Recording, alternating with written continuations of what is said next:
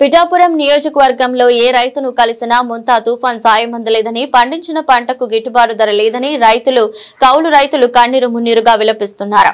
CPI రాష్ట్ర కార్యదర్శి వర్గ సభ్యులు తాటిపాక మధు ఆవేదన వ్యక్తం చేశారు. రైతుల సమస్యలపై సిపిఐ ఏపీ రైతు సంఘం రాష్ట్ర సమితి పిలుపు మేరకు ఈ నెల 10న పిఠాపురంలో ఆందోళన చేస్తామని మధు తెలిపారు. బుధవారం ఉదయం నుండి పిఠాపురం మండలంలో సిపిఐ రైతు సంఘం జిల్లా కమిటీల ఆధ్వర్యంలో పంట పొలాలను పరిశీలించారు. ఈ సందర్భంగా తాటిపాక మధు మాట్లాడుతూ ఖరీఫ్ సీజన్ లో 50 లక్షల మెట్రిక్ టన్నులు ధాన్యం కొనుగోలు చేస్తామని, అందుకుగాను 6,70,00,000 గోనె సంచులు అందుబాటులో ఉంచుతామని చెప్పి ఆచరణలో రాష్ట్ర ప్రభుత్వం తీవ్రమైన నిర్లక్ష్యం చేస్తుందని ఆయన తెలిపారు. చెప్పండి.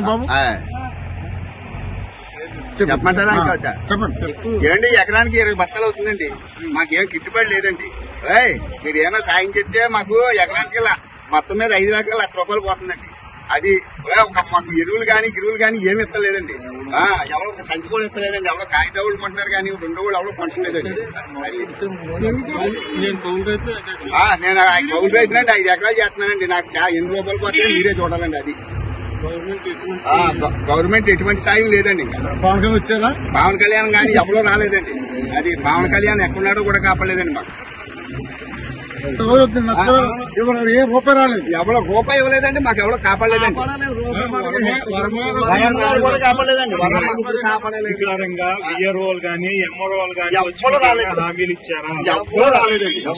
రైతులకు మేము ఉన్నాం, ప్రభుత్వం వచ్చి మేము ఆదుకుంటామని చెప్పారా? చెప్పలేదండి.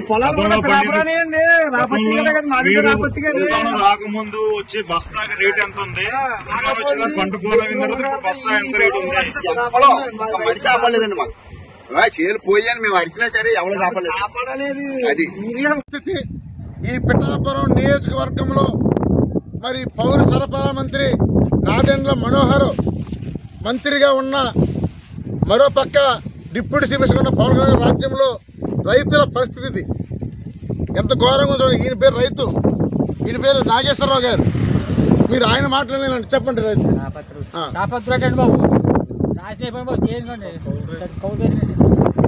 చెప్పు. ఎన్ని బస్తాలు అవుతుంది? 2 ఎకరాలు మొక్క వచ్చేసిందండి.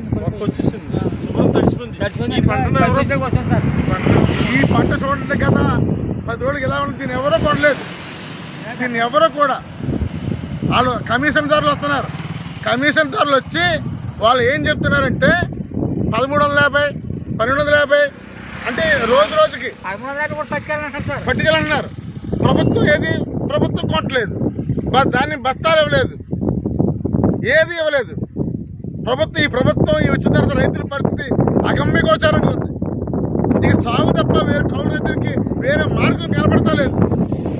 రైతుల పరిస్థితి ఎలా ఉందో మీరే చూడండి. అందుకనే ఈ రైతు సమస్యల మీద ఈ నెల 10న సిపిఐ ఏపీ రైతు సంఘం ఆధ్వర్యంలో పెద్ద ఎత్తున ధర్నా చేస్తున్నాం. అందుకని కాకినాడ జిల్లాలో ఉన్న రైతులందరూ పెద్ద ధరలు రావాలని మరీ కోరుతున్నాం.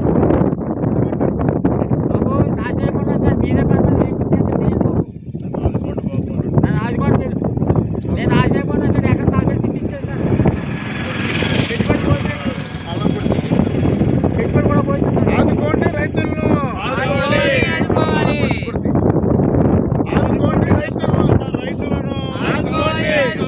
తుఫాను కారణంగా నష్టపోతున్న రైతులను, తుఫాను కారణంగా నష్టపోతున్న రైతులను, రైతులకు గిట్టుబాటు ధరను కల్పించాలి. రైతులకు గిట్టుబాటు ధరను కల్పించే ప్రభుత్వం కల్పించాలి. రైతులకు గిట్టుబాటు ధర కల్పించే ప్రభుత్వం తుఫాను కారణంగా నష్టపోతున్న రైతులను